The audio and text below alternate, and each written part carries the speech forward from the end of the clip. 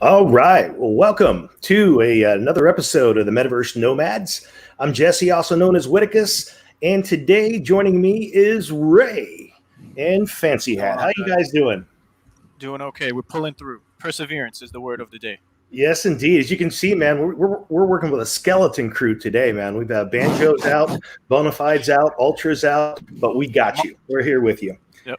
We may or may not have a special guest. I know that the hours that Jake from OnChainGaming has been keeping lately may be preventing him from showing up, but he may pop in and join us on today's show. Next week, we have Hypocryptic. So we've got another guest also for next week. And then, of course, between after that, we're probably going to be able to have some pretty big news as things develop within the world of Star Atlas, which we're going to be talking about today because there was a town hall. They skipped one during the holiday week there. And as we're nearing the end of the year, we got some interesting news to share for those of you that weren't on the town hall. And by the way, we do stream those town halls to this channel as well. So yeah, with that, guys, let's go ahead and let's talk about some news and some updates. Let's do it. Well, we could start with Axie Infinity, and we had the 10 millionth Axie that was bred. Not much news on the Axie Infinity front, but the 10 millionth Axie competition was completed just yesterday, and congratulations to Rick Fish. He's been a person in the Axie Infinity community for a while. I don't have my slideshow here, but congrats to the winner. And with that, you got a mystic rare item that for as a reward. So, but other than that, there hasn't been any much news on what's going on.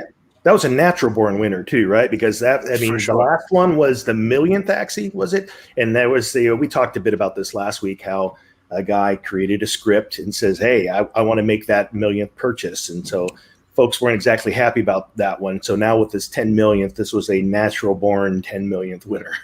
Right. And, besides that, there was an article that you shared with us, the council, Jess, of members of the game playing and not being able to.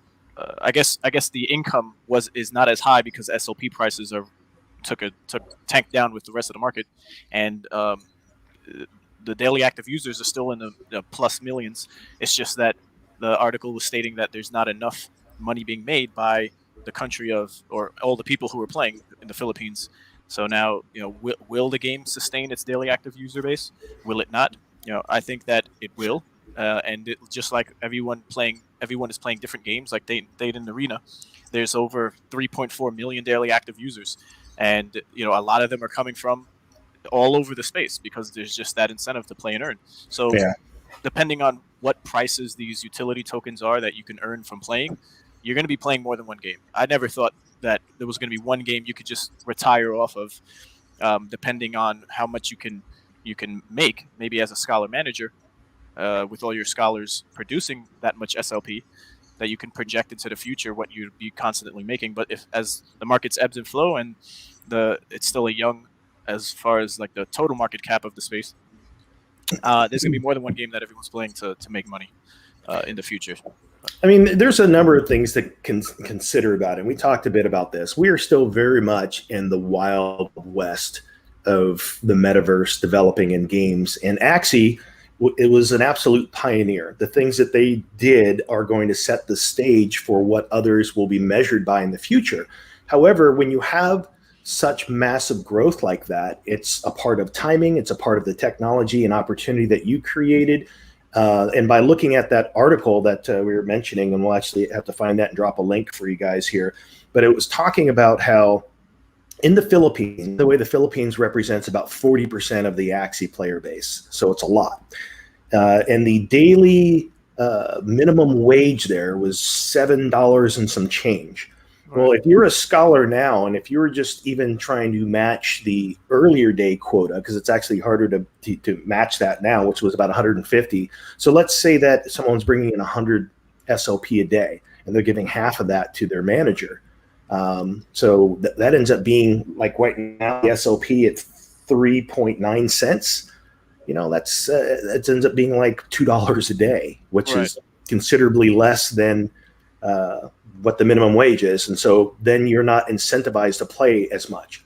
So I'm curious to see how that will play out, because if the user base 40% are less incentivized to play Axie because of that, unless something changes, what will they be off to next? And what does that mean for Axie as a company and a platform? Because the other thing too that was helping to keep the value of SLP up, especially when it got to those stages where it was like near 30 cents or something at one point, is the amount of people you have coming into the market, and you can't sustain that forever. So even though it's actually still doing well and still growing, the growth numbers just can't be as high, and so therefore that impacts SLP and the price and the demand for it as well. So I'm curious to, I don't know if we have any comments from people watching, what your thoughts are about where it'll go.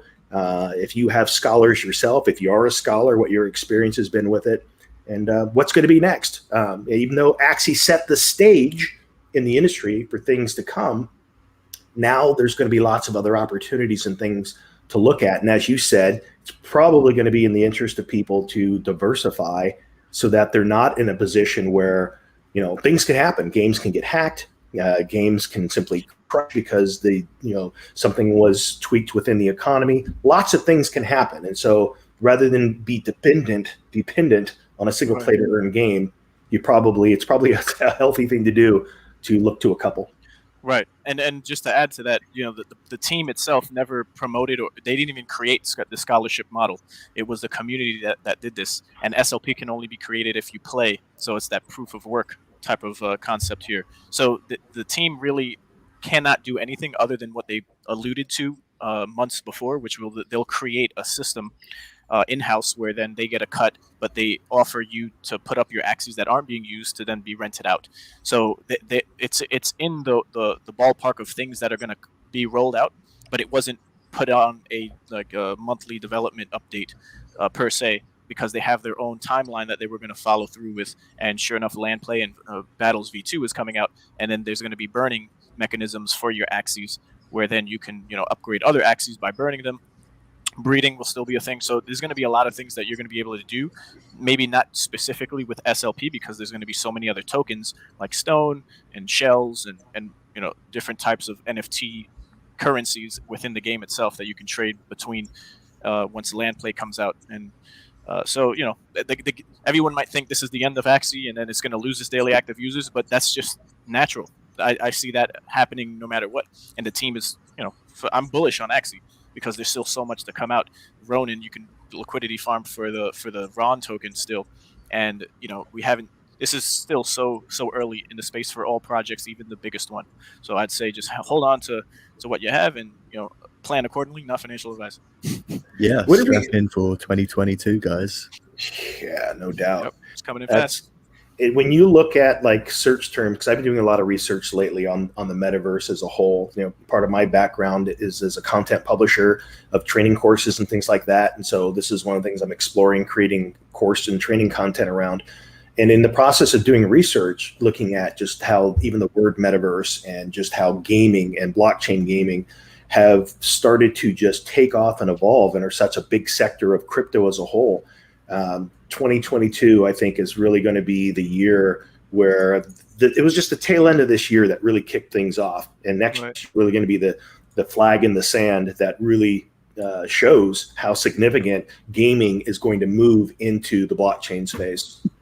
So this is a question by Costi, and it asks, will people play games if they are fun but not good at earning?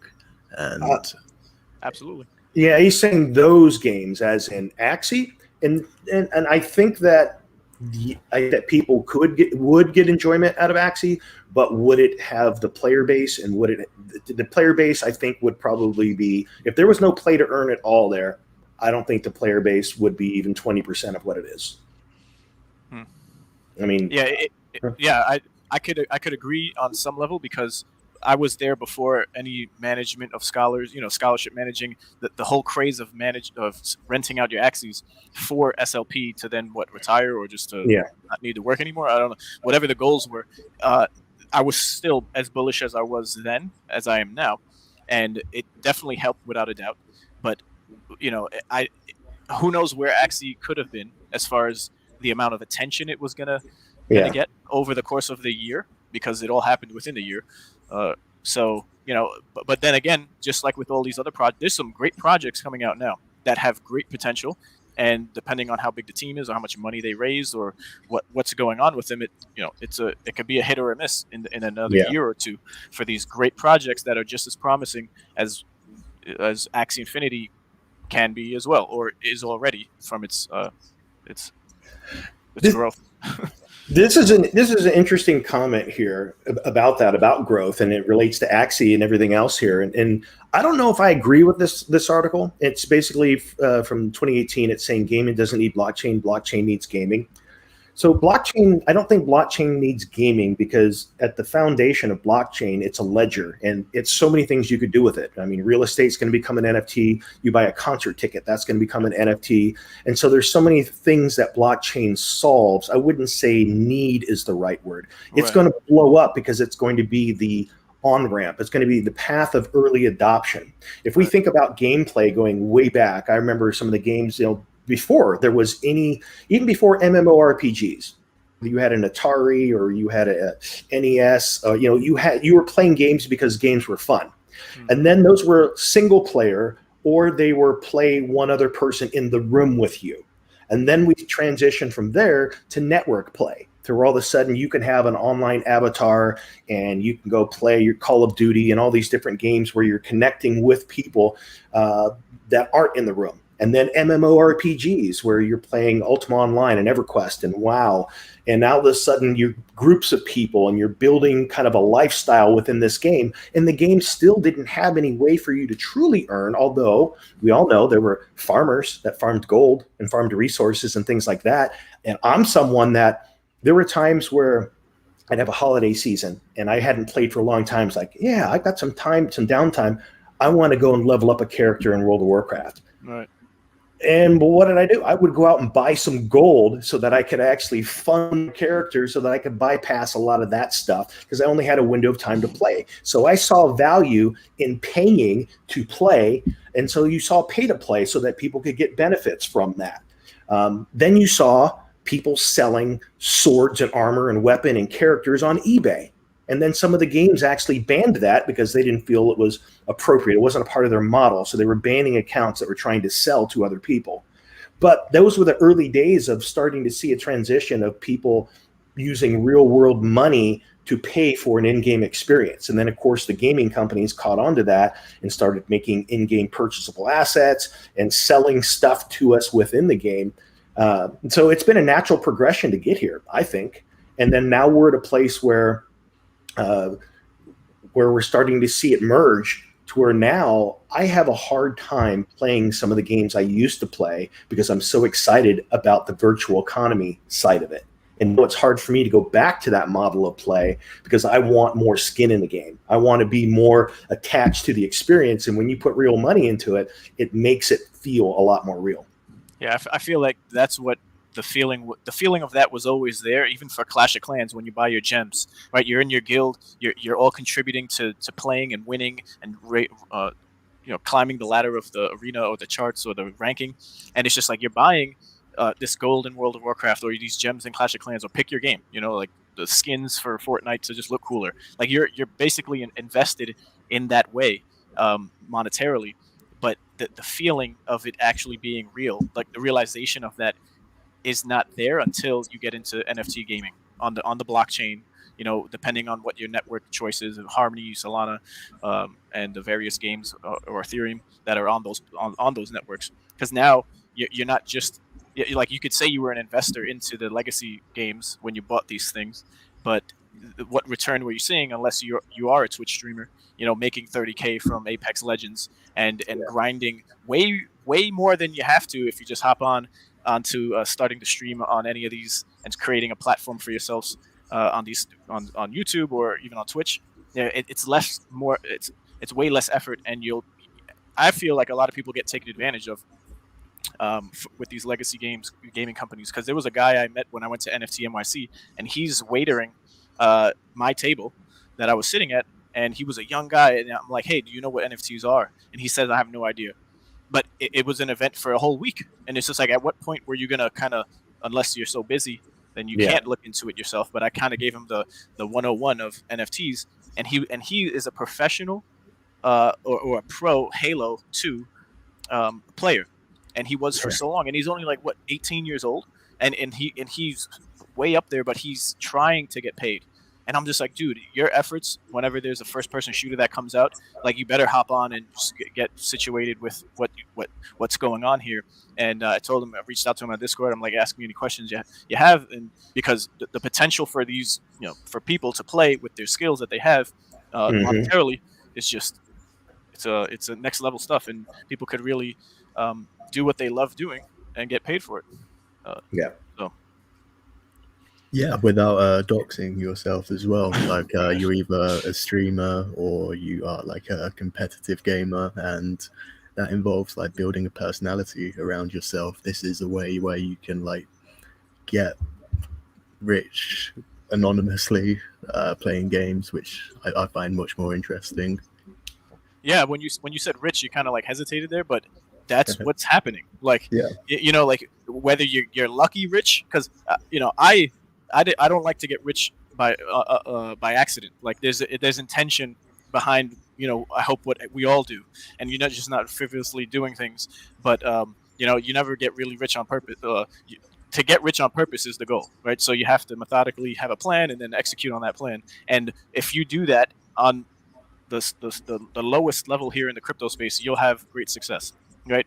Buying and holding always worked for me. That's my own personal strategy, but I could afford to do that and afford to lose whatever is in these different projects. So, not financial advice again, but this is a ripe time that you and your family or friends that are just struggling and not knowing what's going on, this is a great time to just get them involved, because the blockchain technology itself is not going anywhere. And whether it was games or verification of your birth certificate or your degree from school or real estate and all of what's coming, right, along with gaming, it's just going to happen. And outside of gaming, there's just potentially way more potential for adoption.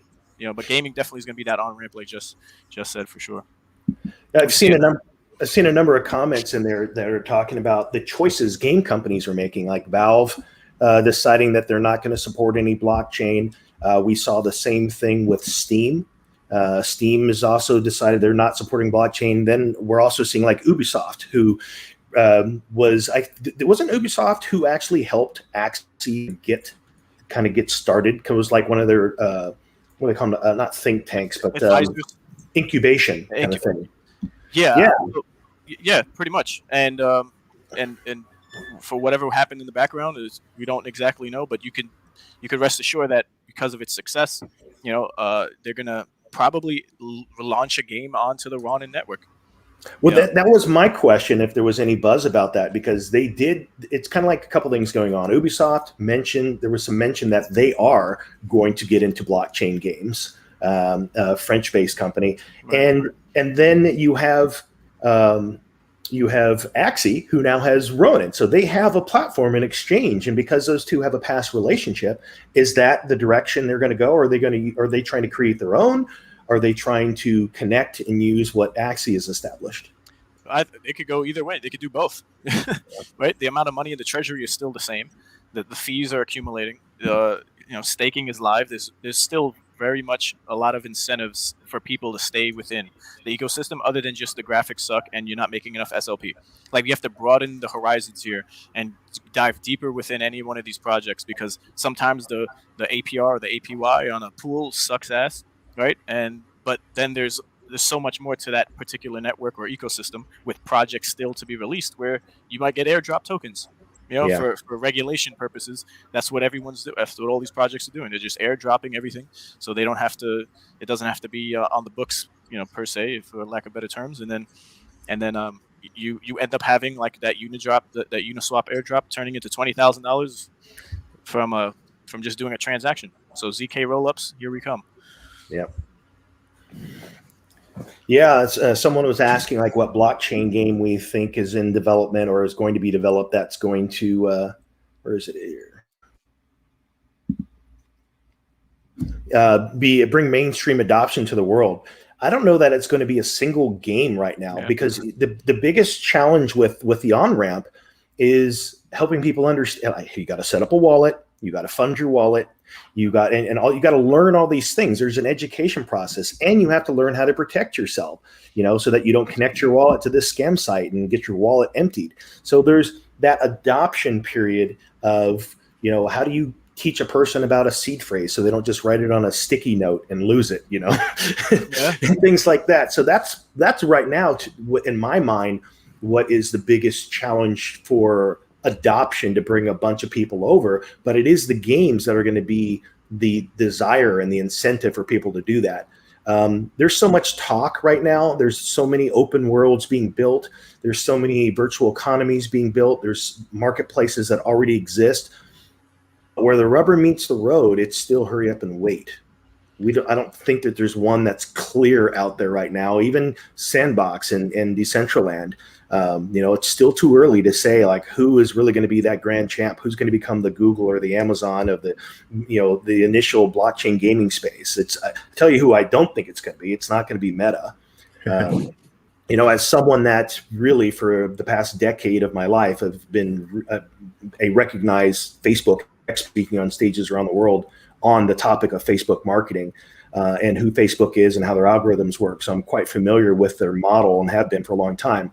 The thing that they have going for them is they already have a behavior model established. And so they can make it easy for people to play in a metaverse. And so for that reason alone, it's going to be easy for them to get some people there. But the decentralization of gaming and the way those people want it is the opposite of what they're doing. And I think that is going to be the thing that ultimately hinders them. They'll create the metaverse that our parents want to hang out in. Yeah. This is a good question. How I would answer it is it would be the games. It's not one game in particular, but rather the games that require the least technology to play, because that just opens up a whole new market. If you can play a blockchain game on your phone or tablet, that's pretty much an entire population that wants to earn in a way like that. But graphics in cards are really expensive these days. So like if you want to get a good game and make it really expensive to like buy in, then that's just going to limit the audience. Right. Yeah. And, I remember gaming rigs can definitely get up there and get pricey if, for playing high-end AAA, but that may change with, Unreal Engine and nanite technology. All right. One game in particular that I was looking into, I'm trying to share my screen here, but it's called DeFi Kingdoms on the Harmony network. So when it comes to education, right, and I'm trying to excuse the excessive tab. 20 million tabs. This is what happens in your life when you get right. And you know exactly where everything is too. So to someone just looking in, you'd be like, "That's crazy. That's like your desk with all the papers on it." But yeah. So DeFi Kingdoms is a pretty interesting game where even though this article is from October 20th, I just Googled an article, and right now, if you check DeFi Llama, right, the total value locked in October was 140, and now we have 280 million.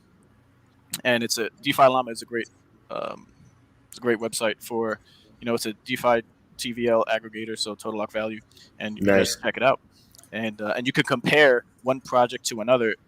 So there's a lot going there, and they have just tabs for airdrops. But we're not sponsored. But hey, DeFi Llama, reach out to us. Besides that, the game itself, right here is it's an ecosystem which includes decentralized. So it includes a decentralized exchange DEX. So like a Uniswap or a Sushi Swap or any type of swap on any other network, and it's gamified. So you essentially are learning how to and what is liquidity pooling and farming and the whole nine when it comes to just decentralized exchange and finance, but in a game form. Typically you have a game like Axie Infinity, you just play and that's it, and you earn a token. It's pretty straightforward, one-dimensional, but this is where you would get that holistic approach of learning about what you need or what you would learn over a course of months, and it's all with in a game. which is pretty interesting. And if you check out their website and their roadmap, they kind of walk you through, and you could take a tour, and then the tavern, and you go through all this potentially and then you can start playing. But essentially, um, it's a game so I haven't myself started, so I'm by no means the expert here, but definitely check it out. And this is not the shilling portion of the website. Yeah. This is I was just it was a tab that was open, and the topic of conversation was people learning and getting into the space, and I think DeFi Kingdoms is a great one. And their recent Medium update is for Avalanche. They're gonna have their the 25% of Jewel token is gonna be changed into Crystals token, so it's all gonna increase the demand for Jewel, which is a tradable token on the market. And yes, so no more shilling from me on that end, but you guys should just definitely check it out. It's like there's so many interesting projects out there, and we don't have any idea where they're going to go. And so at this point, we really haven't shilled anything. It's more been about, hey, here's what's on our radar. Here's what we've seen. And what's funny about this is this is saying that they have a total locked value of 140 million. You remember the day? It wasn't too long ago where Kickstarter and Indiegogo, where it's like, man, they raised $5 million for their project. Now it's like you're seeing these games that are in the couple hundred millions. It's pretty interesting to see that much interest in stuff that's in the development phase. Right. So yeah, it has the Legend of Zelda feel. So this is like the last 1% of shilling here, just as I scroll through. And everything that you do in the game is what you would essentially do on a Uniswap.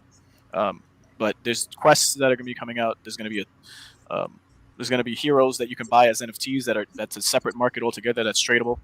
So you have, it's just there's so much to go. There's a plethora of videos of how to get started and the benefits and comparisons to Axie and other games with their total locked value, and it's Jewel, or the token Jewel, but DeFi Kingdoms itself is right up there with Axie Infinity when it comes to the daily active, not users, but amount of transactions that are taking place.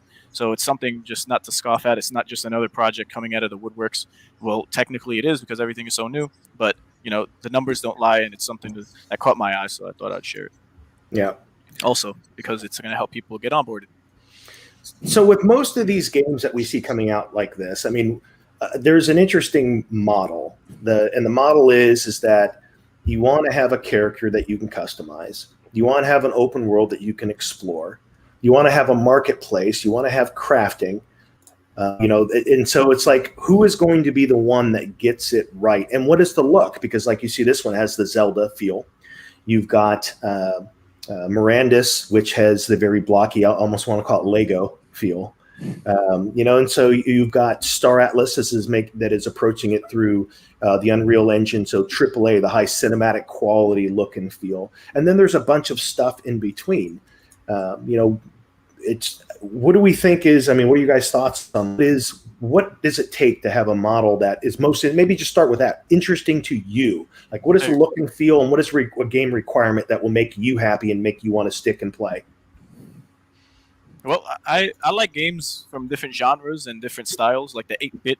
It's still appealing to me, right? Those Game Boy Advance games, whether it's the Mega Man Pixel or the Zelda, all the way up to Skyward, Legend of Zelda on the Nintendo Switch, right? So from first-person shooters to adventure MMORPGs, it's like I like any game, but what appeals to me more so now than anything else is that you're able to play and make an earning from playing. Like we talked about earlier, if it's not just about making money. So the games definitely have to be fun for myself. That's my personal preference. But the journey of learning about each particular game and how it's being developed is interesting to me as well. So why I would take part in any particular game in the first place is because they're doing something a bit different, outside of what it might look like or perform as. I just at this point it's just like there's so many games, bro. Like there's just not enough time in a day with everything else that you have to take care of to get involved with everything that you kind of want to. And then on the money side of it too, is just like there's a finite amount of every resource that we have. You either have the time, the money, or the or the energy. You're not going to have all three of them. So I saw this comment here. You were Grist was saying that you taught themselves to edit your Vox, and so that's an interesting thing. And we are going to be talking about that with Mirandus coming up here with tomorrow. In fact, December 6th is the Mirandus Vox drop, and this is the second in line that they've dropped. But that's one of the things that is interesting, and I honestly don't know enough about that yet.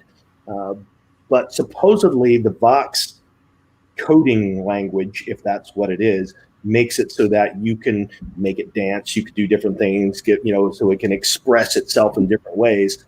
And then you could later be able to use that in other worlds, other games, other metaverses, however you choose to use it. So yeah, that's, to me, is interesting. And maybe that also is why they're holding some of the value that they're holding, because what did we see? We saw some of them go for as much as 40, 50, and even more ETH, which to me is just insane. The boxes that they're about to that some of us have already received due to the debacle with the last drop, those are already going for over 10 grand, like 11 grand on OpenSea. So it's just amazing that the value we're placing on these. Honestly, I don't understand it, but I'm going to get in on the sale just because I've seen the value continue to rise and hold well for the last drop.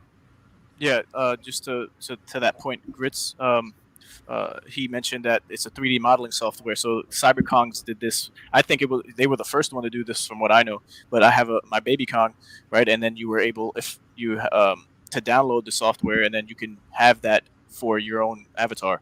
So we're going to see more of this, because then you can do now that you could 3D print your avatar, and there was a competition that was held for anyone who could use the file of their own baby Kong, and then incentivized people to create content around that. So it's pretty interesting. Make some cool videos. Cool. That fancy. Do we want to cover some of the bullets on Mirandus? We might as well make that transition and talk a bit about that now. On Mirandus, yes. Or Gala Games as a whole, not Mirandus, Gala. So they released that Vox trailer this week. I thought that was quite fun. Do you want to? We have that loaded up, don't we? Yeah, let's pull that up. Let's see what we've got here. In the meantime, the market took a big dump.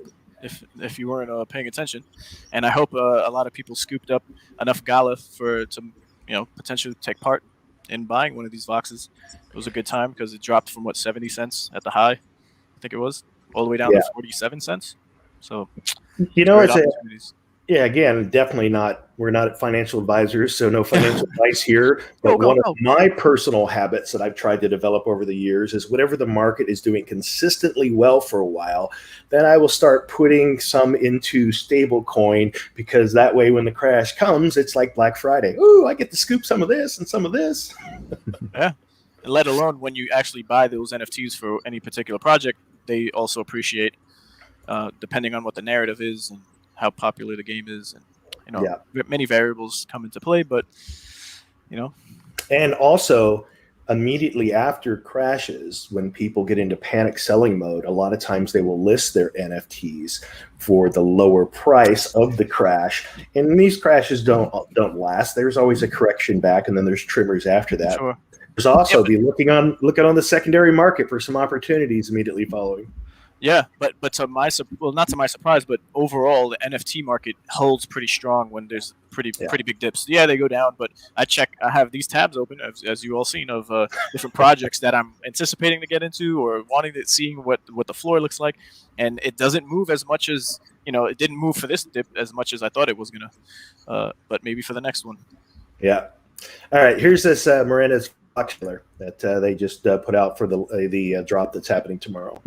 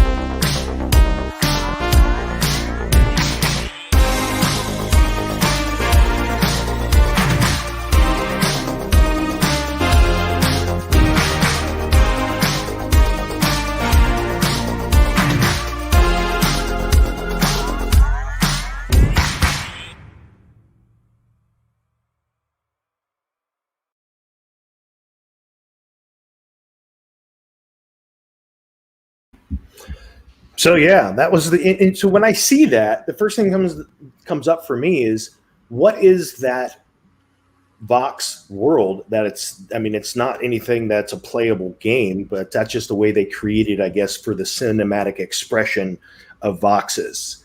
And then of course they do all that dance at the end. But what is that to you guys? Yeah, I think that might be a world within the actual Vox world that they did talk about and had a playthrough with. I think it was Crypto Stash and I think Jake OnChainGaming too.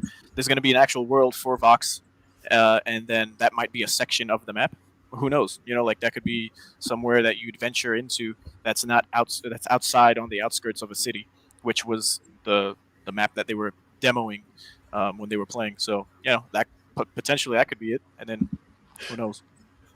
I noticed. I've seen them before, but this was the first time that I noticed that the orc was like on an outhouse, and you could hear the kaplop.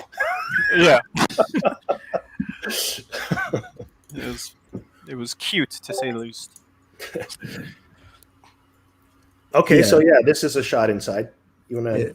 It does look quite simple. I'm not sure if there will be any dragons you can slay or like mine carts you can ride, but yeah, anything to give utility to an NFT.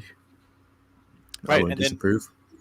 Yeah, sure. It's going to add value and then potentially make your experience in game that much better or exciting. But if you potentially get a Vox that matches the race of your exemplar, then you'll have that boost, I guess, across the table for its stats. But if you get one that isn't, if you get one that is an animal, then you would have a increased attack and defense buff against that animal in the world. So that's pretty interesting. I look forward to having a dragon, as you can randomly get one. Yeah, speaking of dragons, you know how you have to get the 10 dragon packs to be able to combine those to get a dragon. Just one of the cards right now for the dragon pack, I think, is just under $2,000 for the first card in the dragon pack. So yeah, people are really wanting those dragons, which is interesting in the sense that I forget what the total supply in them was going to be, but it was quite a bit. It was 2,500, I think, for each pack. If you go to the store, you can check it out. But I remember seeing them in the 2,000, a little bit over that. So, out of how many people who potentially will be playing the game, like if there's 50,000, 100,000, how many play Townstar right now? I don't know exactly, but there's a good amount of people. So over time, more people come in.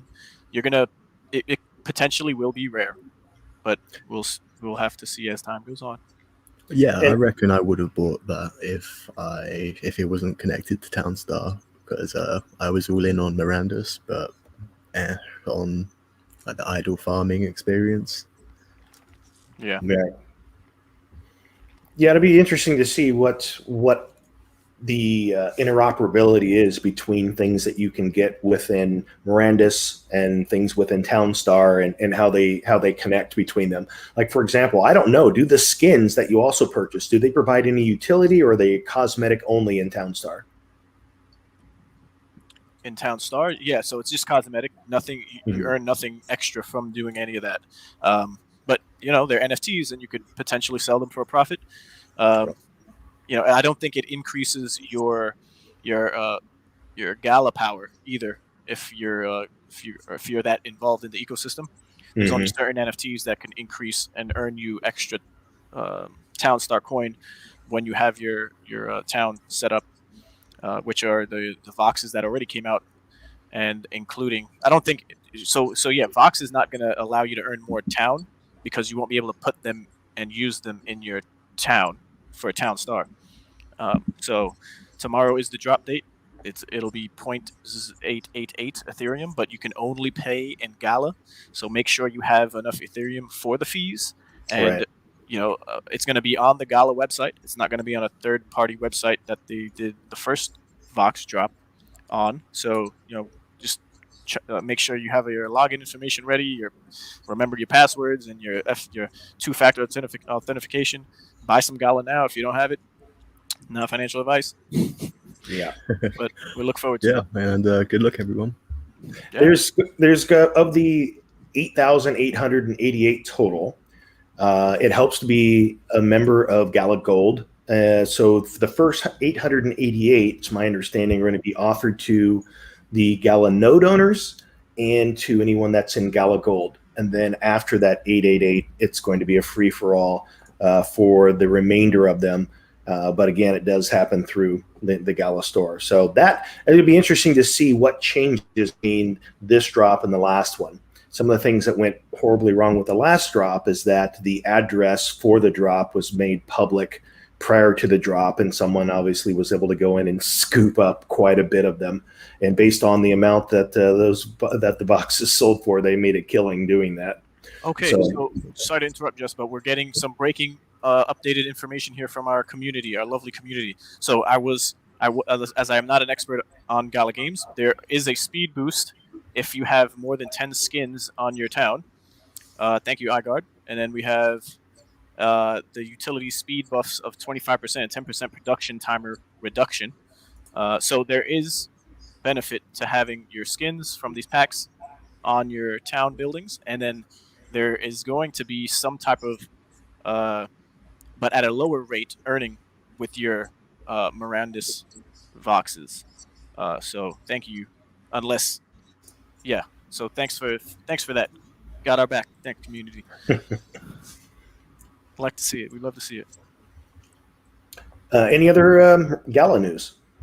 I think Vox was mainly it this week. Yeah. Cool. And also, just before we continue, talking about the community, if there's any projects that you're interested in or that you're playing that you see, because we currently on our Discord, which you all should join if you're not in there, we have these emotes that you can choose that open up channels for particular games, and we've added Sin City, which is a game that we'll in the future be talking about more often as we dive deeper. And then also Thane's Arena, we've added just so we can have a conversation, because there's 3.4 million players, and I'm pretty sure some of them in our community, as per requested by a member or two, was asked if we can have a channel. So you definitely check that out, and you guys could even play with each other, and team up, see what that looks like. So that's a mini update on the Rome front. Yeah, you're just in time, Rodrigo. Yes, indeed. Star Atlas, man. As we mentioned before, there was a new town hall, and for those of you that missed those, we do stream those to our channel, so you can find the last town hall on the Metaverse Nomads channel as well. So we did get some interesting news. I don't have all the bullets directly in front of me, but the two big pieces of information that people were waiting for. One is that the minigame score release is still on track for, I believe it's the 16th? 16th of December, 11 days away now. And Polis staking is January 2020. Yeah. As long as we have some type of dates. Dates are better than no dates. And we can probably expect another ship drop between now and then. And the reason I believe I heard that, but even if that wasn't the case, I would assume that simply because it was also mentioned that after score is released, it's pretty much going to be just about score maintenance and then downtime for the Star Atlas team for the remainder of the year, which will only be, 2 weeks after that point, so that they can catch a breather before gearing up for 2022. So I think, we have 10 ship. I think there's 8 or 9 ships that are. Yeah, so they plan to do 9 more ship sales, with the exception of the Titan drops. We were expecting these this year, but it seems like they're pushing it back a bit with how everything's getting delayed. Right. So another thing they talked about on the town hall was how people who attended the Miami event are going to get a badge, which I think is quite cool. I would have liked one of them. I had all of them at the moment, but now I'm missing out. Was there any proposed in-game utility for that badge, or is it just a collectible? I don't know yet, but swag points I'm losing.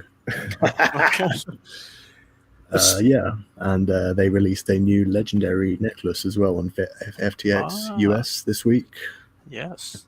It was 88 USD, and it skyrocketed up to 500 as soon as it sold out because of the low supply. But Yeah. Yeah, I think what was it, 500 total supply, Yeah. Yeah. going for 88 a pop, Mhm. US dollars. I reckon they could have sold more, especially since only the people with access to FTX US like quickly could access it. Yeah. I know a lot of people got left out, but on the other hand, people who in America like had troubles participating in the IDOs, Yeah. they were able to get that necklace easier than people who got into the IDOs. So Yeah. it's karma in a way. Yeah, I actually scrambled because I didn't have any funds on my FTX US as I reside in the United States. And Artie in the comments is saying, is there an 8% reward on your assets still in place? I'm not sure if you're talking about the necklace or No. maybe what we were talking about in Gala, but there wasn't any percentages talked about with any NFT as far as what you would earn in the Star Atlas ecosystem with their NFTs. Actually, there kind of was. I know what they're referring Yep. to. So Okay. it's not that there was a defined percentage. So all along, if you go back to the early AMAs and the early interviews and podcasts with Michael Wagner, he has mentioned numerous times that he sees a reasonable return on asset purchase of about 1 year. So that's where, if you divide that 1 year, that's where you get your 8%. But then there was a number of other people that came up with a couple of different variations of what that might be. So there isn't a hard and fast number, but the 1 year ROI is what breaks that down into being potentially 8%. Truth is, even if it was close to 5, I would be fine with it. The other thing that was mentioned, though, that maybe will lean towards 8% or even potentially even higher, and again, all speculation, is the fact that they did say that in the beginning they will lean heavily towards providing as much as they possibly can and adjust back from that as needed. So based on that, I'm curious too to know, like, based on use a simple number of, say, 10,000. If you had 10,000 in ship assets, and they're trying to hold that value of what the MSRP of the ships were at the time of sale. If you had that, does that mean that you're going to be making $800 a month on your $10,000 assets in the form of Atlas? And then the other part of that too is that what we don't know is, let's say that was the case. Let's say that, just use some straight numbers. You got 10,000 in chips.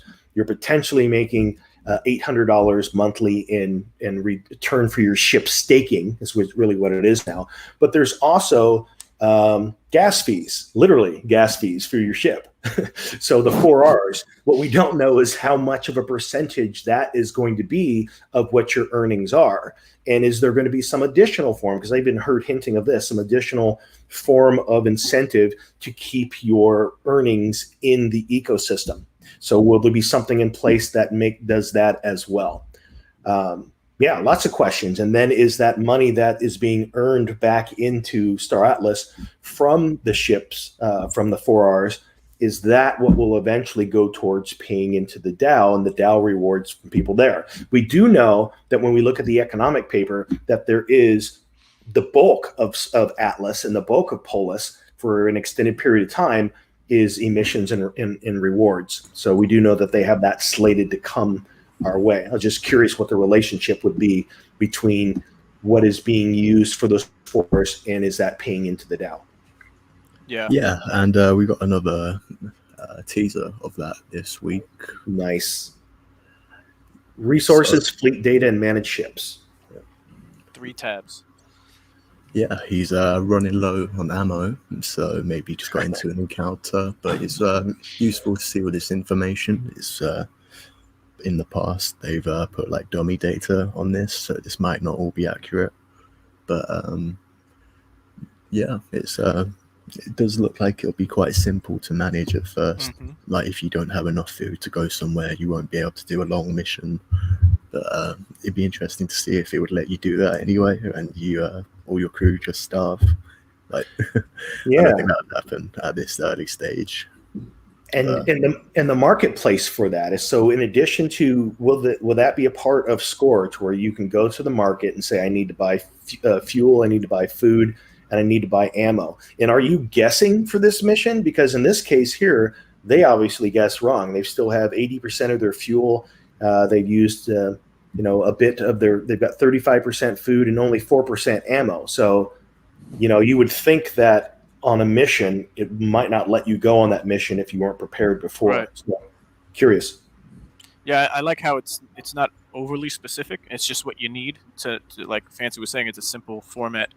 It even resembles games of past that we might have played before, and yeah, you just might not be able to do what you want to do unless you're going to be managing these things. Then you're going to have to just wait. So have a diverse fleet. It might come down to that point eventually, as the team mentioned. And when it comes to the returns, relative to what the ship costs are, hopefully we're looking at a good 8% minimum. That would be great. And then I'm thinking to incentivize people to keep the money in the ecosystem, like Jess was talking about earlier, it might be what the cost is to like as you were saying for the 4Rs, that you might get that back by keeping what you've earned within the ecosystem. So now you're coming out at that 10 plus percentage, if that's the numbers we're going with here.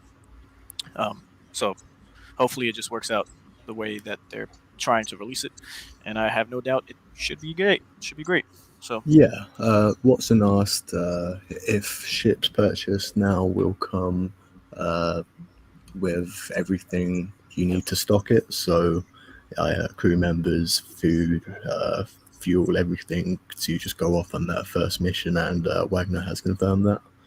Yeah. And so if you compare like this to in a couple years from now, you'd have to buy the ship, get the crew, fuel up, do everything that you need to do beforehand instead of having this pre-built package. Well, yeah. I mean, it makes sense because you imagine you've got a shipbuilder like Alpha Industries. They build the ship, and it's going to be up to you to outfit it, with what you need, and it's going to be up to you to put fuel in the tank and to provide a crew. The thing we don't know about that with crew is you have NPC crews and then you have real crew. And so the question with that becomes with NPC crew, do you go to a particular place or to an academy? Because there is mention of an academy, because there is mention that if you get crew that was trained at the same academy, that gives a buff to their ability on the ship, as does time that they've served on the same ship. So how you grab all those things and put them together will be interesting. Yeah, and speaking of the buffs, the necklace it had given us a description on FTX itself, and it was a camaraderie or loyalty. There's a buff to that or a boost to that, and your overall fortune and luck.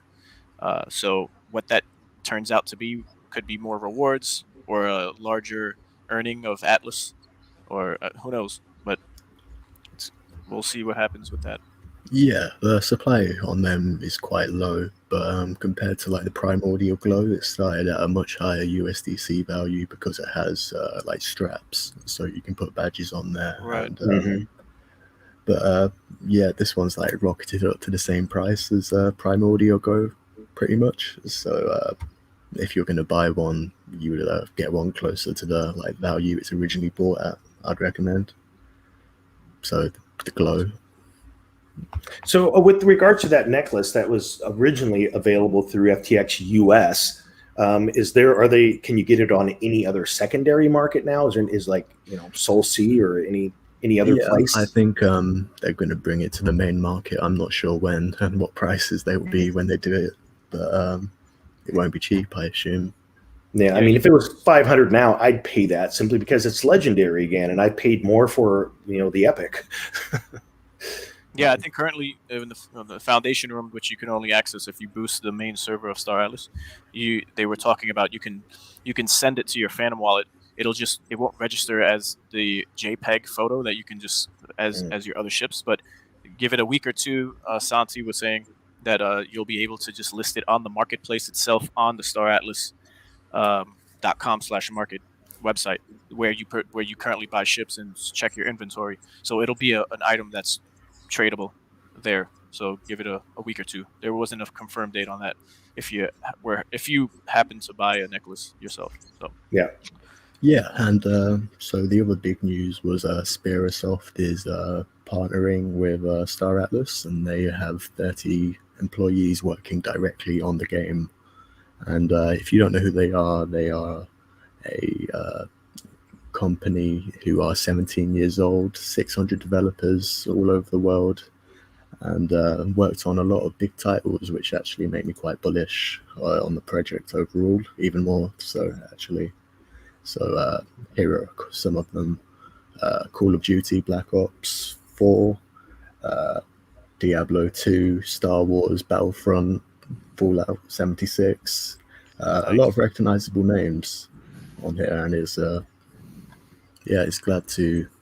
good they don't have to hire all these people directly. They already have their own system set up, so I imagine they'll be able to like get the work done their own way, which they've been used to do it. So yeah, less delays, hopefully. Yeah, and there's a lot of value in outsourcing things that to teams that are dedicated to that. And if you look at the roadmap, I do like the fact that they do have the things that they commit through the different channels of the econ team, of design, and breaking it up that way. I think that if you're going to get something to market, that's one of the faster ways to do it is by leveraging resources even outside of your own team, even though they are building and growing pretty quick themselves and hiring quite a few.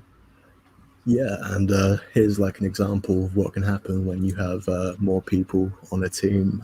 This is something they released a while ago. I just called it the Diamond Planet in my head, and this week they released this photo, and you can tell they're very similar and almost like they've been built on top of each other. So it's good to see all of these graphics being refined and a lot more depth of field there for sure. The fog of war. Yeah, it's nice. It's a lot more green as well. Like this other planet is just cold and dark. Pretty barren. Yep. Mm-hmm. Yeah. I hope we're going to get more of these in future, like befores and after. That'll be quite cool.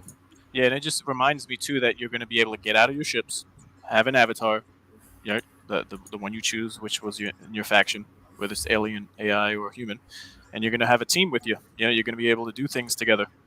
You could go places, as we see here with this F4. Yeah. It's going to be great. And then what does that look like when it comes to weapons that you can hold, right? Or the armor or exoskeletons, or is there going to be a whole slot of just things you can buy and trade, and they're all NFTs, because this is what's happening across the board with different games. There's all the items are tradable assets. So bustling market. I just had to put up Blarg's post here. There will be space truckers for sure out there. It's interesting is the best example right now, I think, of what the feel is of what you just talked about, Ray, is what we're seeing in some of the Star Citizen demos. A person gets in their ship. They literally go in and they got to walk all the way through to get to the bridge. And then they take their ship off planet. And you can see the planet fading away and they're going through Mars. And then they see another planet and then they navigate to the place where they land. Then they get out and they go through all the different buildings and the streets and different places. And that's obviously a project that's been in development for quite some time. But I think it gives somewhat of an idea of what the future of the metaverse in space can look like, rather than just being this where you go through stages, where all of a sudden you get in your ship and you're just instantly in the bridge. This actually gives that feel of actually having to go and do all the things. Yeah, and to Art, perfect segue into Artemis Radonchik, a commenter here, a good friend in real life, who's a strong proponent and expresses his views, which I respect. But here we go. The comparisons to Star Citizen and Elite Dangerous, years in development, hundreds of millions of dollars, hundreds of members building, right? So I would like to hear what you guys think about this. But even the fact that Unreal Engine 5 is what the game is being built on, which is Star Atlas, which is a total game changer in itself. Even if the team that is building and these partnerships that are taking place only maxed at 200 people, right? They would be able to get way more done on a shorter timeline than anything done on Unreal Engine 4, which needed probably double the amount of people and double the amount of money, right? there's no doubt that there's similarities as how much money it's going to take, how much time it's going to involve, and how many people are going to be needing to help develop the game. But if we're up to date and just diving deeper, then not with just your money, but just with learning about the project, the team, the people on it, and what's happening in the blockchain space overall, then I don't know, I'd have more confidence in this game actually being something of a No Man's Sky where you can just get out, do what you got to do, hop back in. I don't know if there's any terraforming.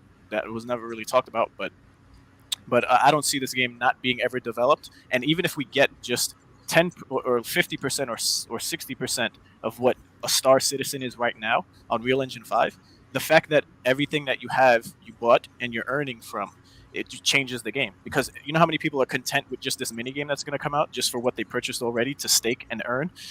There's a whole spectrum of people and their interests for why they're getting involved financially, or just waiting for the full game to come out just to buy a $20 ship and to play. Right? So as much as people might not agree that this is going to come out as fast as other people are saying, the team is fantastic. They're doing great. There's bumps that are going to come along the way, but this is without a doubt the future of what a space game is, what it is going to be, and what I always wanted it to be. So there's my bullish stance. And we've criticized Star Atlas in all the games that we've been a part of. If you watched all our videos, we've thrown shade. That's the chosen word for our channel. We've thrown shade on a lot of projects, no matter how much money we made or how much money we've lost, or just like you would criticize a company that's on the market on the S&P 500, right? If their practices are faulty and there's this crappy CEOs and the finances aren't being handled the right way, what are you going to do? You sell your damn stocks. Now you're going to complain. No one really cares about what you think.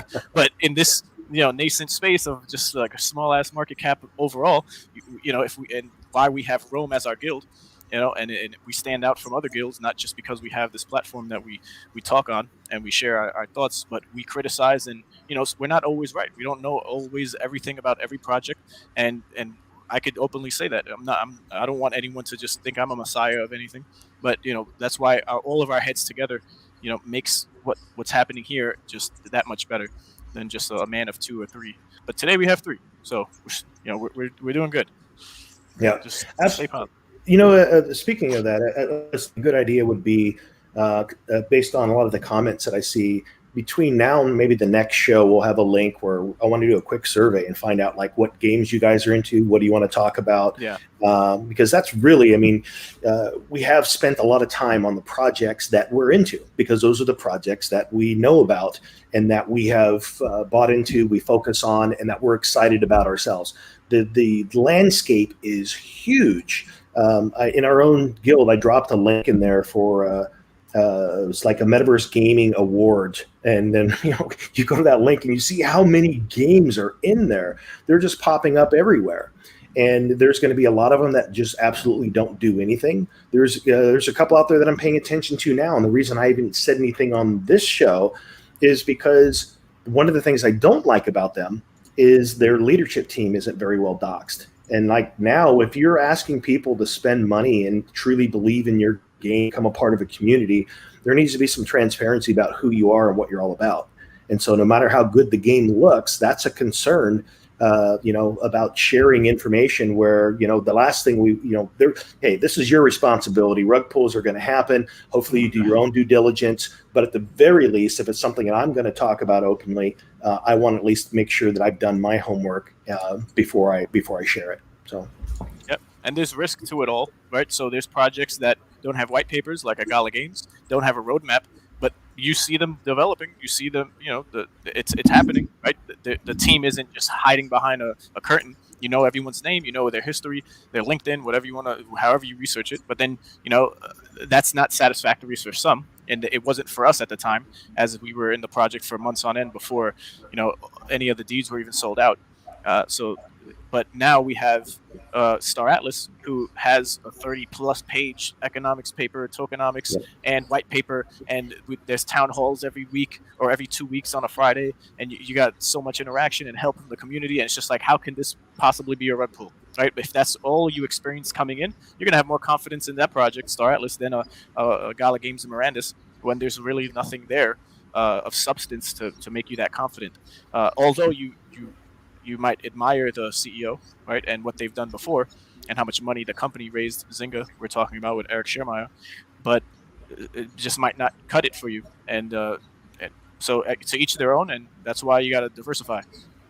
My opinion, not financial advice. Yeah, and it's interesting. They do two different approaches that they take. On the one side, you got Gala is like, this is not an investment. We don't talk about investments. We don't talk about utility in the sense of what you can make. This is so you can have fun.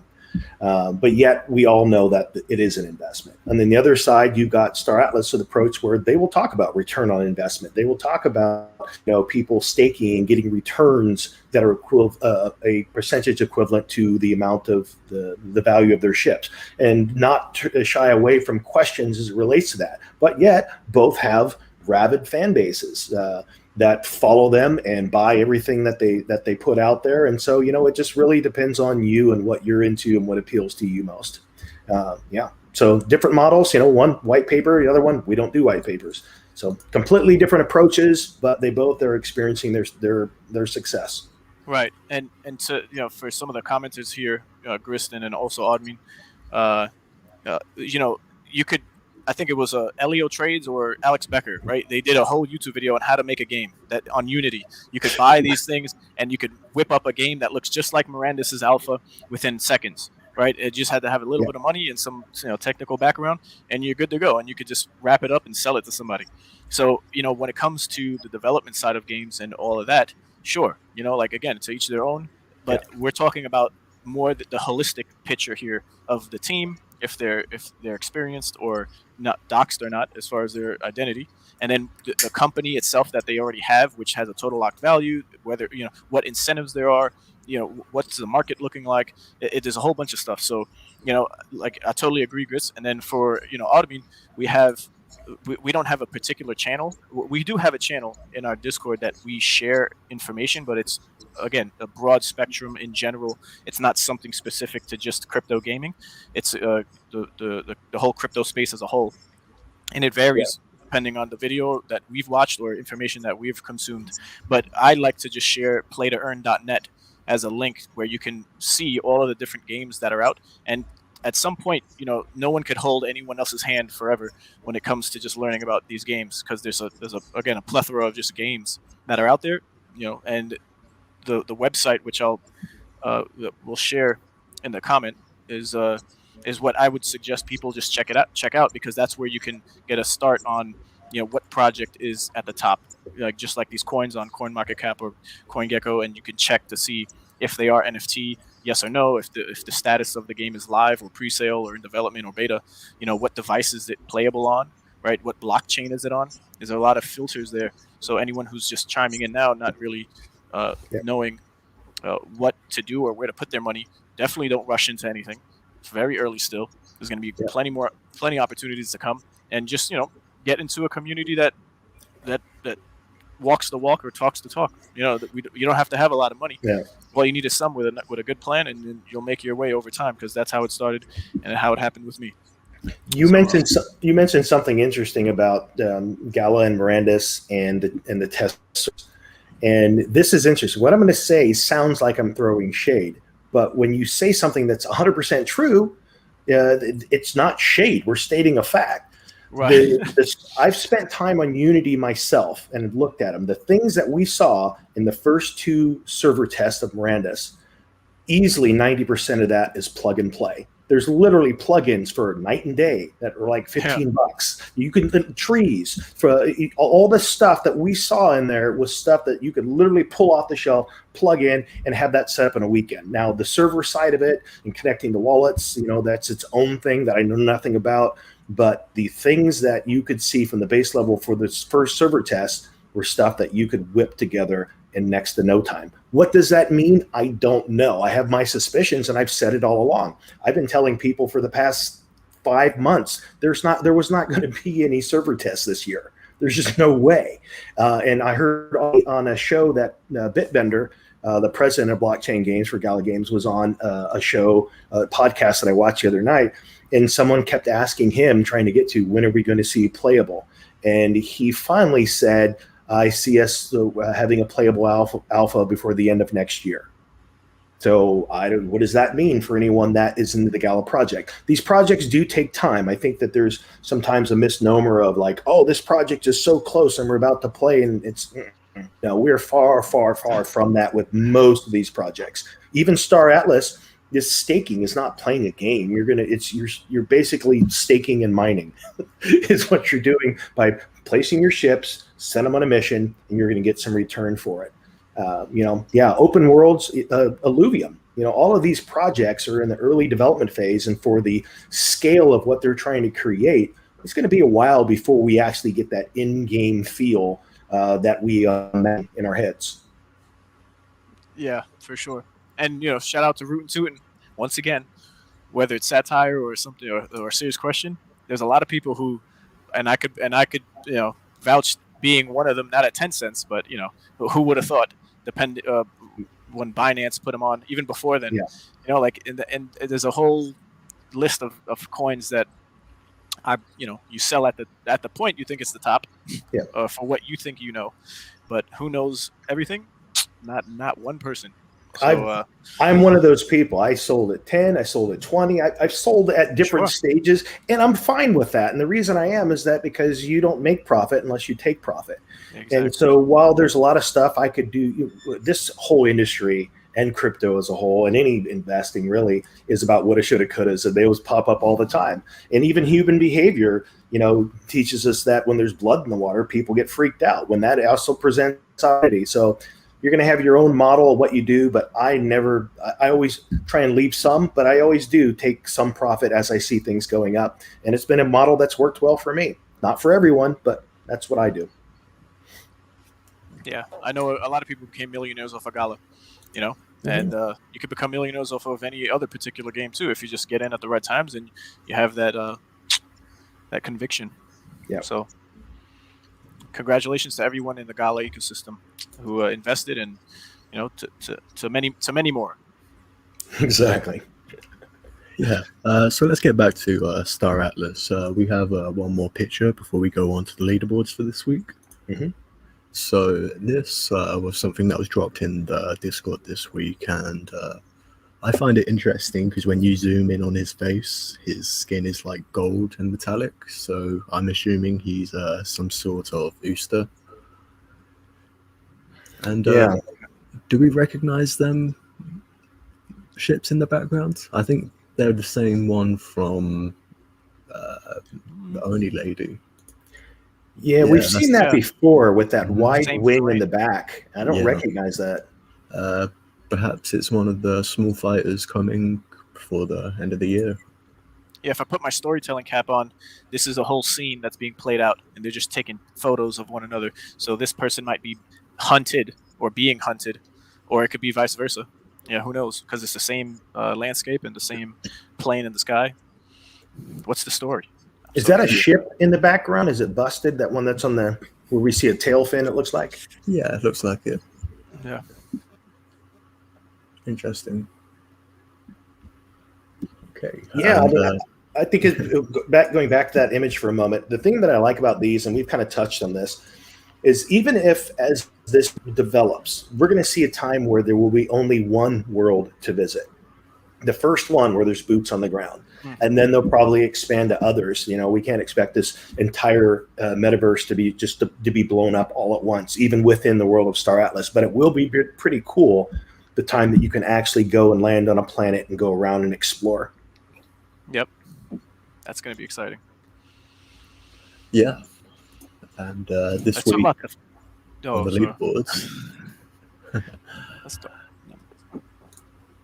So who was the big gains this week? All of the factions did quite well on USDC gain. It was a lot more than last week, but there were more fire sales, and then it went back up a bit. But each of the factions have gained at least 1,000 members and quite a substantial amount of USD. So we're looking at probably around 55,000 wallets or something like players. And again, some of these are same players that have multiple wallets. But what is that growth wise? Like, what was it? I think it was 3,500 something. I think new this week across all. Yeah, I think where we're really going to see things pick up is the beginning of the year, especially as depending upon how staking goes, how the score launch goes. I think that's going to get a lot of attention because there will be a lot of people talking about it. You know, when a game is in the early stages like this, it's kind of like I missed. I think most of us in Rome got in around posters still, but we weren't in the early phase of posters. It's normally a little bit later on in a project when things start picking up and there's something significantly newsworthy. And I think the next big newsworthy event are people actually playing the mini game, and we're going to see a big jump at that point because it becomes one of the games that is playable instead of just in development. Yeah, when it comes to the posters, I was there before the posters, and then when they announced and they came out, it was Kagi for one of the YouTube videos that I watched back then. He was producing just way more content than any other on different projects. So shout out to Kagi. Might see him on the channel in a week or two, or not next week, but we'll see. And yeah, I was there, and you could have, like we said, coulda, shoulda, woulda gotten a higher tier, but for what it's worth, you get the tier that you purchased, and from that point on, you just work your way up. Indeed. Speaking of which, I know some folks have joined us since we started, and we do have a good schedule of guests lined up at some point here over the next couple of weeks. Kakijan, you mentioned as one that'll potentially be with us here, as well as Jake from OnChainGaming and Hippocryptic. So we've a number of guests. And then also from that point, we're going to start looking to get some of the folks on that are part of development and some of these projects, just to kind of hear their thoughts, hear from them. In the past, we've had folks from other guilds. So yeah, lots of good stuff in the works going into 2022 for Metaverse Nomads. Yeah, and we're getting close to that 100,000 mark. That maybe we're already there, but they haven't selected their factions yet. But yeah, the leaderboards are heating up.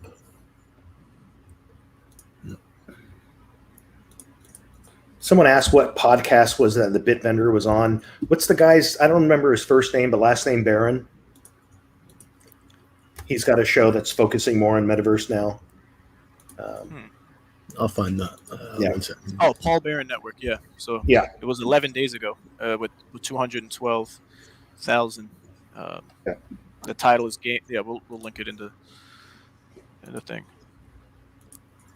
in the comment section. Indeed.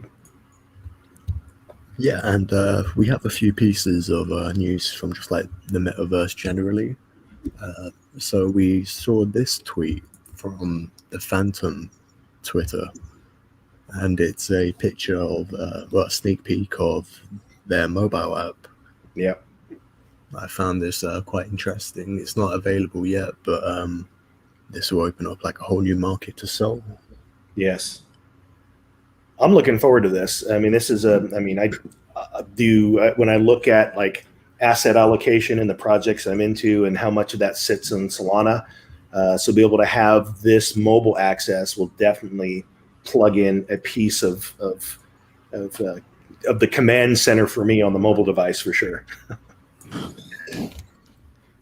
Yeah, that's another convenient thing that I look forward to, where it's if you're out and about, you can still play these games and manage what you need to, as you can with your crypto, through your MetaMask or whatever app you're using, Phantom, just on the go. Yeah, and Adidas bought a Bored Ape, and it's another another big company to enter the space. Yeah, there's a whole bunch of them. You got like the Spider-Man NFTs that were dropped, the Matrix NFTs that were dropped. Like we could throw all these slides up, but if you're just keeping your ears somewhat so on the pulse of what's going on, there's just a lot of these companies that we've yet to see come in still. Snoop Dogg is a well-known one by this point in the sandbox. We got Atari, but which is not new news, but just give it some more time and we're going to have just big money coming in, whether you're thinking a project is going to make it or not. These companies who invest in these projects will make it a success. Right. So, that's just my 2 cents on that. That is insane. $190 to mint a Bored Ape. Wow. Pretty crazy. Yeah, and I believe you had some sand news as well. Yeah, I was gonna just share this here. This is crazy. something that happened not too long back here. But man, just looking at things again that are selling in this space, $650,000 for a yacht, 149 ETH is just insane. But yeah, again, that's just people with the vision for what they think things will be and can be. And yeah, I don't know much about the shot, and the truth is, I don't even know as much about the Central End and Sandbox as I feel like I should, simply because of the scale of player they are in the space and the things that they're developing, and the corporate money and sponsors and those that are partaking in their projects. But yeah, 149 ETH. What do you guys think about that? I think that's absolutely a drop in crazy the bucket compared to what other NFTs were sold for, but it's still pretty record-breaking for Sandbox and the space as a whole. But yeah, I'm thinking if I have this ship, you're gonna have shows on the ship just like in real life. You're gonna have businesses operating out of it if it's as large as it's said to be, and yeah, you'll make your money back somehow at some point in time. It's got 2 helipads. Yeah, so you're gonna have exclusive trips taking place in VIP sections of the ship. You're gonna fly in, and you'll pay in sand. There'll be the day where you fly into Sandbox World on your Star Atlas spaceship, and then of course you're going to need a chopper to get you to the party that's on the yacht. Yeah, potentially. What do we got? Anything else? I think. How about we move on to Illivium? They released quite a lot of news last week, right after we finished our podcast. So they started talking about their land sale for their like alpha game. Mm-hmm. Yeah, and here's a screenshot of what it's going to look like. I like this look. Yeah, it looks a lot different than what we've seen before. Yeah, definitely seems like a much more finished project. Yeah, I just Go ahead, Ray.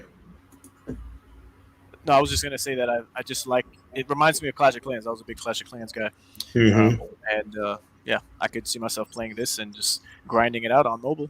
Right, that's where it's gonna be at, and I think on desktop as well. And then, yeah, I just look forward to it doing more than what I have been with NFT games, other than investing into the NFTs. Right. Now, do we know how it comes together? Because we know there's the battle arena side of it, and we know that there's going to be open world where you're going to go out and find alluvials, and then you're going to combine alluvials to make a greater alluvial. But then they have this side of it here where there will be land sales, and then what are you doing on that land? Are you building out systems to mine resources, and then those resources are used to do what? That's the part that's still a little bit out there for me. Yeah, so this is going to be a way to get fuel, and fuel, I believe, is how you're going to be able to use it in the actual game. So this is going to be something that continues on, and it's going to be useful like Star Atlas and its mini game even after they've completed on. But this is the first simple summary, and it might answer a few of your questions. Yeah. Basically, it describes how they want. This is a proposal, so all of these things might change, and how they want to build a 3D isometric building game in Unity, and they are going to be releasing these lands. It's going to be quite interesting how they do it. They're going to be doing new sales every day over a period, and if they get bought, no, sorry, if they don't get bought, they get cheaper as they go on. But if they get bought, then you'd miss your chance. So I wonder if there's going to be like higher that land. Is that where they'll start first, or is it a level playing field between all of it? Because looking at this here, seems like total duration of the land sale is going to be 3 days. There's going to be 278 plots in a batch, and a batch release rate will be over 1 hour. And then the duration of each batch is 2, which I don't understand what that part means. I think there's just 2 separate batches.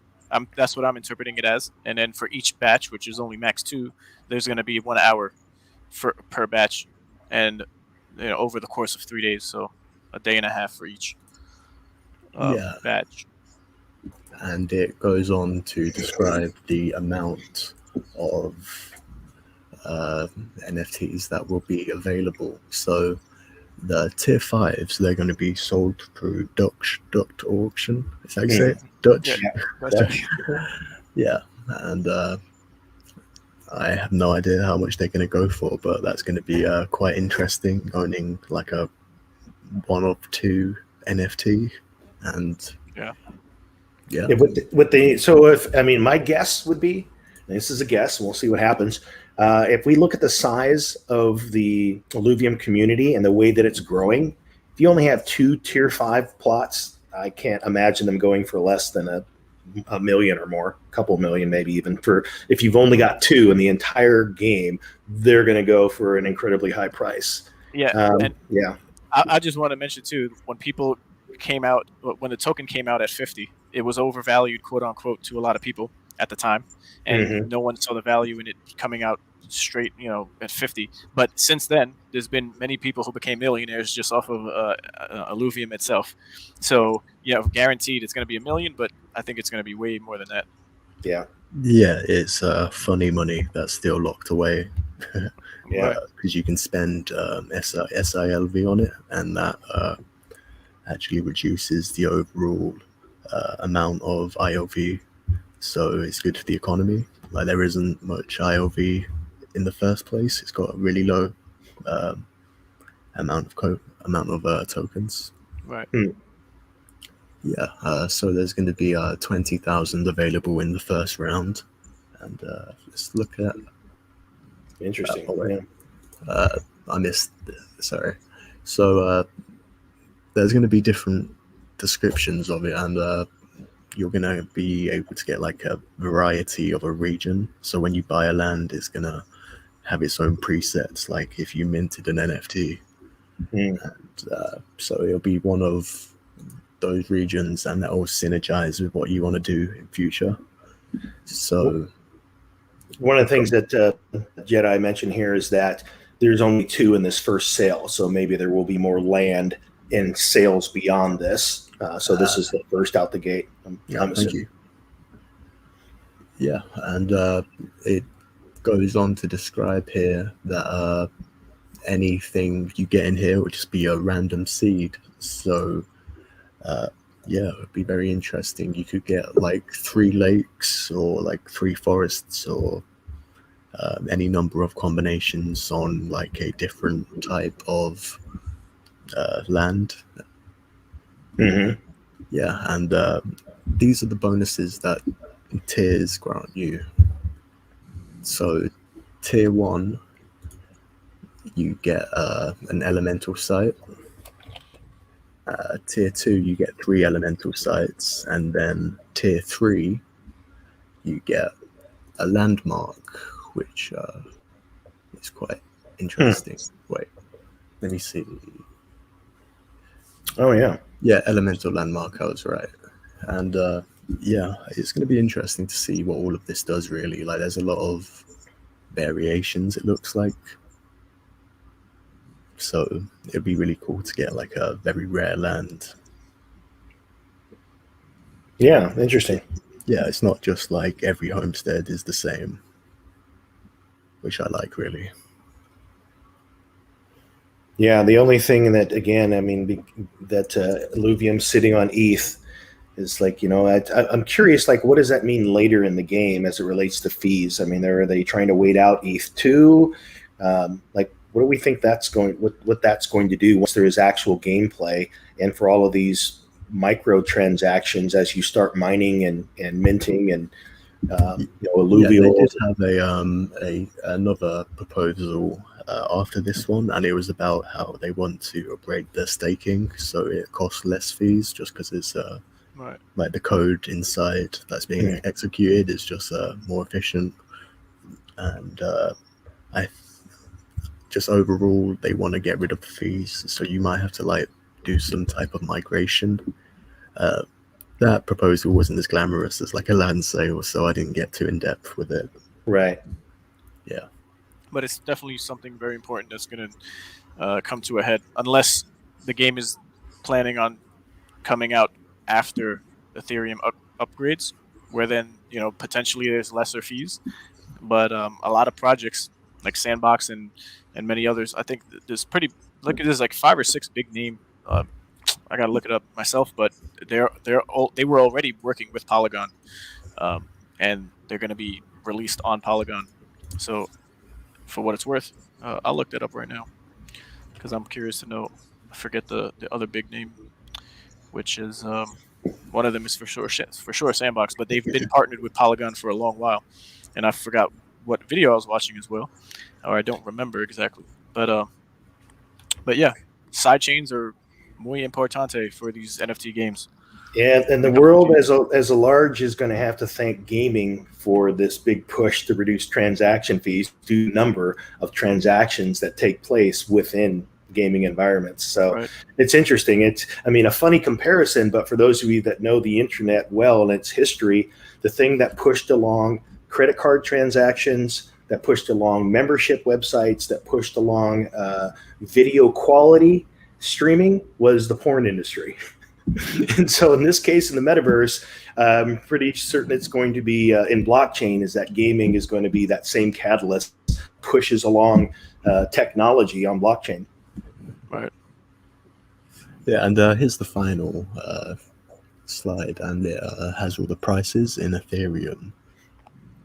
So you will be able to pay in ILV or Ethereum for this, I believe, and SILV. Okay. All right.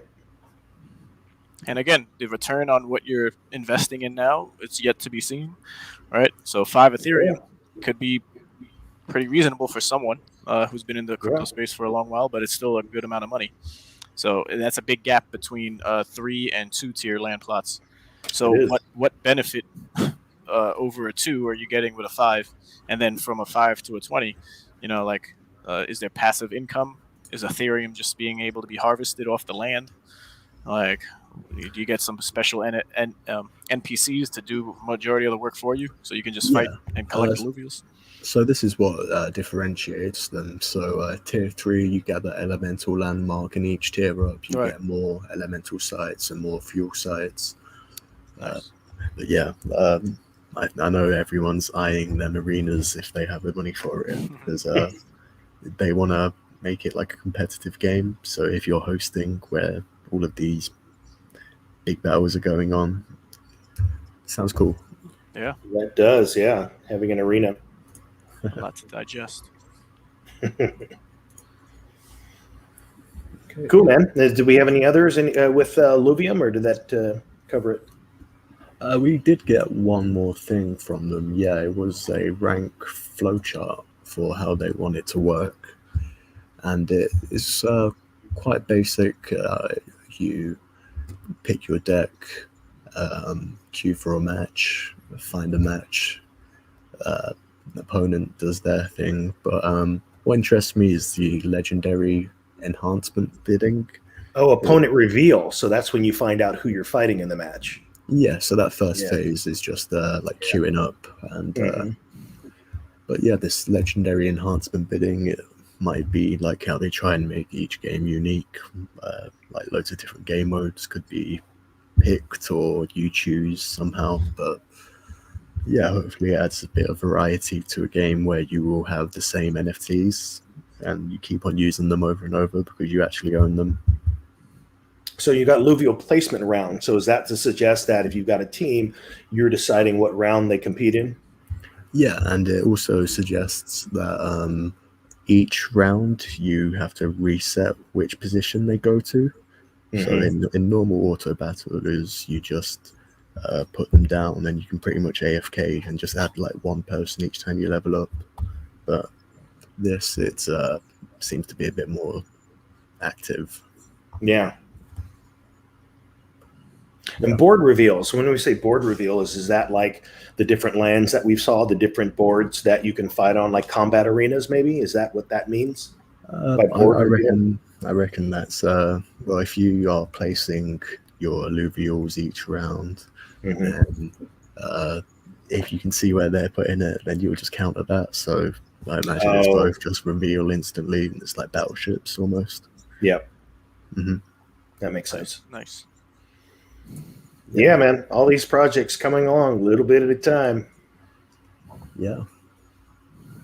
Yeah, and a lot would say, or many would say, can't speak for everyone, but many would say that this is a safer project to invest in versus, World Wide Web, which is a game that came out, which is, again, I could share my screen here and talk about it briefly, as I'm not an expert, but these games that are more degen in nature pop up, and for what it's worth, there's great potential with these, and here we go.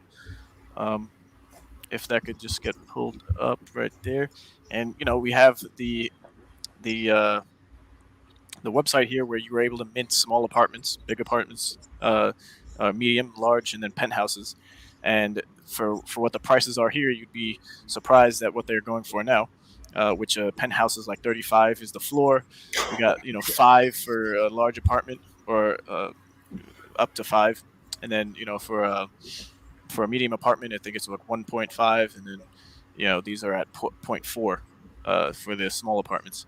But what caught my eye is you might not be able to hear us when I start playing, but definitely check this out as not a shill. I'm just saying, I played it, I enjoyed it, and you read through the roadmap, and for what it's worth, I still have a lot more to learn. So this isn't me saying buy anything, which that's not what we do here on the podcast. But there's going to be a game, just like every other where it is a game, but there's going to be land just happened, avatar and pets, and what's appealing to me and many others for why this game just blew up was the interoperability between the NFTs you have. So you're able to play as the NFT that you have, and the team is talking with other projects to allow different projects. So you would be able to see the NFTs in the world as you have, or as you can with punks. They have toads, crypto toads.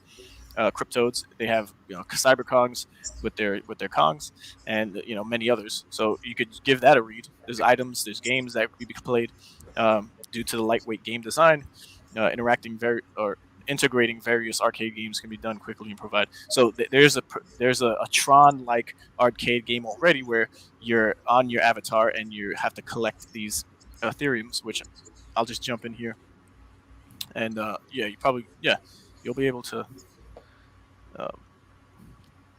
So excuse the loading time here, but the game is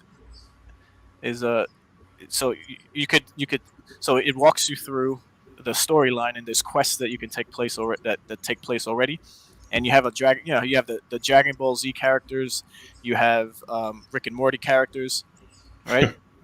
So it takes you through a story, and as you can see here, there's already Kongs, there's Mooncats, right? That you can share if you have. You can. So it's a place where you're finally starting to see collective NFT PFPs show up. That's interesting. Exactly. And there's different items, and there's a gatekeeper. There's Morpheus, right? That's a Morpheus from the Matrix. There's Japanese, if you can't hear, voices explaining everything as the characters. You end up meeting Rick and Morty at one point to do a quest, and this is like a Vegeta versus there's a whole Dragon Ball Z fight that goes down with you being able to do Kamehamehas, and you can see different avatars as pets that follow your character around. But if I connect my wallet here, and this is what was the most appealing thing to me. It was just like we're now seeing games, whether they're at not AAA or AAA, come into the fray. and these are all of your ENS ETH browsers as well, your ETH wallets. So if you have one, then you would be able to, I don't know, a lot of slowage, but excuse the slow. So if we go here now, and I just thought this was so super cool, where I could go to my avatars, and on this particular wallet, I have my two babes for Kongs, and then, you know, you got your Kong. He's cruising around. Right. So again, it's a little laggy here because I got maybe all those tabs I have open. But let me. Yeah, so that's interesting. So, like, yeah, I see that. You know, Root Tootin was asking, "Are we having fun right now?" And so, you know, that's Right. My takeaway from this is that it's an instance where we're starting to see integration between projects. We've all been told this for quite some time that, hey, your NFT will have application and use in other places and other worlds and other projects. And so this is an instance where I think for me, actually, it's probably one of the first where I'm seeing that integration, be able to see that you're able to use your avatar in a space like this. Even without knowing what the actual playability, what the game is, what can you do here, not knowing any of that, what I find interesting is the fact that you can have your NFT as your representation. Right. And, you know, it's just you have a good time. There's everyone else, you know, going around as naked avatars who don't have any NFTs. This might be their first exposure to NFT gaming, right? And then it opens up the door for a lot of people to get curious, not to just throw money at anything, because you can't really buy anything per se other than the plots or the apartment buildings. But this is just like many other games that others have played who could also suggest in the chat that started their journey into crypto gaming. You know, usually you go to YouTube to find out, to find out what's going on in the space or to educate yourself more. That's my go-to place. But yeah, this is a pretty cool project. You go inside and I just get vibes of. Oh right, and then we got Solid Snake, of course, and the sound effects that come along with it. And you're gonna have to sneak by all of these guys, and if you get caught, you start back at the beginning. And it was funny because I was playing with my ape, and then fuck Render came on, and he came into the building and he was just running around. And so there you go. I got seen. I start over. So you know, you're not earning any money per se, but you're in the in-game tokens. At one point, there'll be a governance token. There's going to be a DAO. All of these things you can read up on. And so if you get, there you go. You saw me from all the way there. So yeah, just a pretty cool project that's going to be built upon, and it's a matter of time and resources and how dedicated the team is and how supportive the community is. It all plays a role, and all those variables, if they mesh well together, you'll have a long-term successful project. So this was one that just popped up onto my radar from my social media and, you know, NFT gaming adventures. And you wouldn't really find this on a NFT, or you wouldn't really find this on PlayToEarn.net, right? There's a lot of games that are, you know, coming out and NFTs that are being released that are not publicized until the land sale already happened. Right. Where you make the big bucks if you're gonna just be a flipper. But you know, I don't mind. You know, I don't mind as we have these segments of just showing different projects. If you want some more in-depth information as far as like the ABCs, I would definitely suggest going on YouTube and searching up the name of the project, because there's people out there who do a fantastic job, and we're going to do ours as well when it comes to particular projects like we have been that we're invested in ourselves. But yeah, join the Discord and we could talk more. Yeah, I see that Chip there mentioned that you're a new addition to the SA team, Star Atlas. Yeah, thanks for being a part of the channel. Cool, guys. We got anything else? No, I think that's it. Yeah, that did look cool, Ray. Thanks. Awesome, man. Well, as I mentioned, we've got guests coming up in the lineup for the next couple of weeks. As we close out the year, we've got the only thing that's big on the horizon. We'll be able to talk next week about how the Star Atlas Vox drop went, as well as what else kicks off. Galacon kicks off in a couple of weeks here. They sold out on their day pass, so there may be some things for folks to learn that aren't actually at the event. And then, of course, Star Atlas is launching their mini game Score on the 16th, 11 days from now. So lots of things for us to talk about as we close out the year and go into 2022. And if we don't have anything else, I think that's a wrap for today. Any final closing thoughts, guys? Well, we have a giveaway. Maybe Fancy Hat could touch on that's taking place in our Rome Discord. Yeah, And, we pulled a winner Mark. last week and doing it again next week. Yes. You know what to do, Romans? Yeah, so we're giving away every 2 weeks Star Atlas ships, and there's a raffle that you can take part in. It's $3, and I think this week coming up, we're going to have an F4 that is potentially the prize here. So join the Discord and keep up to date with that via announcements, and to join in the discussions as well of different various games. Share your opinions. We'd love to hear it all, and we appreciate everyone who's a part of the community of Rome and everything that they're doing. So we don't say it enough, but we appreciate you all. We look forward to playing all together and building Rome to be something spectacular, to say the least. Absolutely. Yeah, we're pushing. We're about to break 2,000 members in our Discord on Rome. So yeah, if you want to find us there, you can our outgoing trailer as well. We'll talk a bit about that. But man, lots of exciting things going on. And sometime between now and the next week or so, I also want to drop a link in for a quick survey. I'd like to find out, again, some of the projects you guys are into, as well as the types of things you'd like to see us discuss here on the show. Because our approach to this is just an opportunity to kind of look over our shoulders and join in the conversation about the things that we're exploring, the things we think about, the things we see unfolding, and all the theory crafting we do as things unfold with all the projects we're involved in now, as well as the bigger picture with the metaverse as a whole and what's going on and what we see coming and what we think of it. So that's what we do here. And with that, I think it's a wrap for the week, and we'll see you again next week, same time, Bat Channel. And with that, we're out. Are you ready for the next evolution in gaming? Blockchain games are here. Why just play when you can play to earn? Enter the Star Atlas Metaverse with Rome. Star Atlas is a grand strategy game of space exploration, territorial conquest, political domination, and so much more. Rome is a premier guild of the Oni faction within Star Atlas. Rome is here to play and to earn. Want to take part in the action? Rome is accepting new citizens. Join the Rome Guild on Discord to learn more at gorome.io.